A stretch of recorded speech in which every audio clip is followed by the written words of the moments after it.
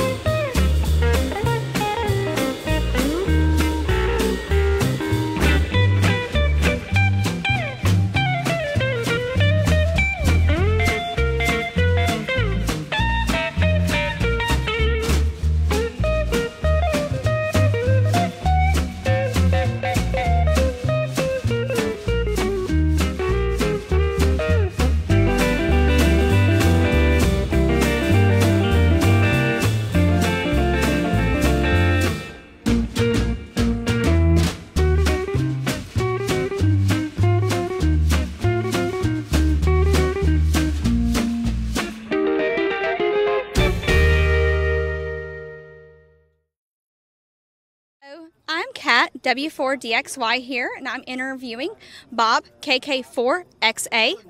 Hi Bob, I understand that you've also been in broadcasting before and that you're doing the amateur radio as well. What got you into amateur radio? What got me into amateur radio was I was young and hiking in the mountains, and I wanted a way to actually be able to access help. I was hiking in the mountains, and I knew that there were repeaters around. So I got my license to be able to take a handheld and go on top of the mountain and be able to get on the AT or wherever in the backcountry campsite and actually be able to, well, back in that day, we would phone patch and call home. It was neat, really neat. Well, that's really awesome. So how long have you been in broadcasting? I've been in broadcasting for, oh gosh, since the 80s. How many years is that? That's quite a few years. Quite a few years. Yeah, I started actually in 1983 in television. Been in television. And, worked for a high-power UHF station here in Knoxville. And just had a lot of fun. In those days, you actually got in the elevator cage and rode up the tower and changed the beacons and worked on the antennas. So I've had a lot of fun. Sounds like you know quite a bit about antennas and everything. What's your favorite antenna? My favorite antenna is probably a beam because it's directional. That way you can select which direction it's going, and you know, and you can develop gain in the antenna. So yeah, I'll go for a beam. All right, a beam is your favorite. That's awesome to know. All right. So do you do any contesting or anything else like that? Yeah, well, I'm not really a big contester, but I do participate in contesting. I've worked some of the DX contesting in sideband voice, and also field day, big field day guy. And our club, Smoky Mountain Amateur Radio Club, is a big field dayer.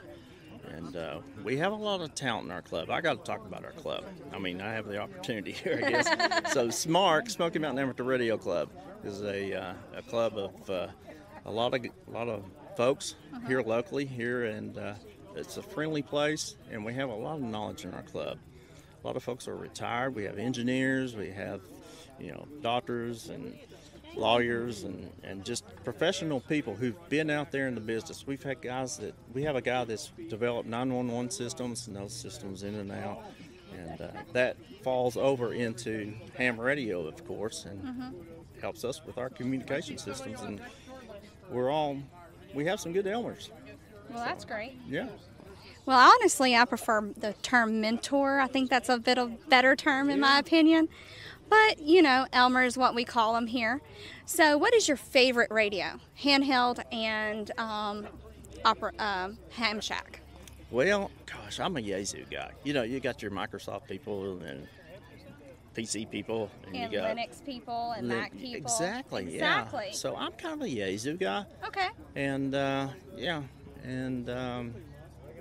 favorite handheld? Well, I'm really eyeing the new FT3, Yazoo FT3 system fusion. Looking at that. And I started out with, going back to hiking, Yazoo VX7 handheld radio. I was hiking, came across some guys who were horsebacking, and on a horseback, and I was sitting there talking to them, and lo and behold, I just dropped my radio, and it just happened to fall in the pile. The horse was there, so I picked the radio up and just looked at it and said, "Oh crap," no pun intended, and then I took the radio, went down to the nearby stream, put it in the stream, rinsed it off real good, put some hand sanitizer on it, rinsed it back off, took the radio back out, and it worked. And that's stuff like that is really neat in ham radio, especially being out in the wilderness and have weatherproof radios that can take a beating and keep on working. Well, that's very important in our line of work when we're up in the mountains and we're hiking and we need to be able to communicate. Yes, it is. It is. But it's a good feeling to be in the mountains and to be able to just talk to somebody at home.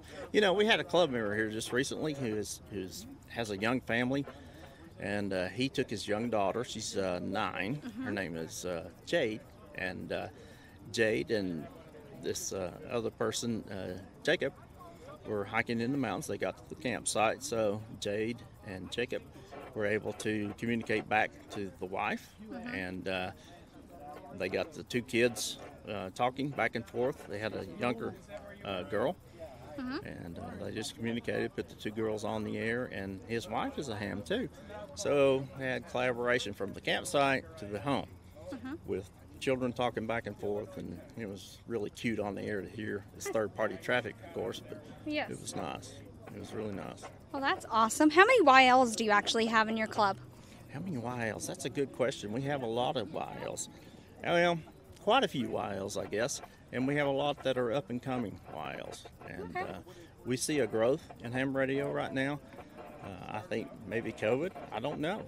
But, and also, too, it's just ham radio is a good thing to have in your pocket. I tell people that ham radio is a tool that you can have and take and put in your pocket and take with you, because you never know when something happens, and when all else fails, ham radio is going to work, and we all know that. And I think once the ham gets the radio, they find out how much that is useful out in the field, and then they just progress and get into other areas of ham radio. So it's an advancing hobby. I feel like I'm mumbling now. Okay. No, you're fine. Okay. So, what's your class? Are you an general? Extra class. You're an extra class. Okay, I figured as much. Yeah. Okay. Well, I still have my tech. I'm working on my general. Okay. So Very good. I'm studying on that. I'm not quite ready to take it yet, but We'll keep studying. I know it's a lot to take in. It's definitely more than the tech, that's for sure. Well, it is. It is. And just get in there. And I tell people, don't worry so much. Don't let the technology intimidate you. Just get the license. Do the best you can. Get the license. And once you get in the hobby, then you'll learn. You'll learn by doing. You'll learn by using. And you'll learn by using hands-on. And it's easy to do. once you get in, just get that license, and that is the foundation that you need to get started. So that's what I tell people: just study, get your license, get on the air, and don't worry about the rest of the stuff, because you'll have Elmers, you'll have mentors to help you. Exactly. Do you offer any classes for tech classes, as in like starting off and teaching them the tech class? Yes, we do. We have tech classes. Before COVID, we had tech classes, and we have a guy in our club who teaches the tech class. Does it very professionally, utilizing computer integration and PowerPoint, along with the ARRL book, Question Pool. And also, once COVID started doing online Zoom classes. And the teacher would come online, and we'd also have some of our club members join, so we can collaborate also with the students, interact and ask questions. Well, that's awesome. What about taking any tests online? Do y'all offer tests with your club online? Because I know there's some that do, and I know that's a growing thing now with COVID and everything. We're not online yet. We're still doing it the old-fashioned way, practicing social distancing, going somewhere where you can go outside and spread apart. And, you know, online testing is good. It's great. I know it's coming, and I'm not against it. But I think the collaboration that you have with people is better, and I think it's going to be a still continuing thing to get together and have tests.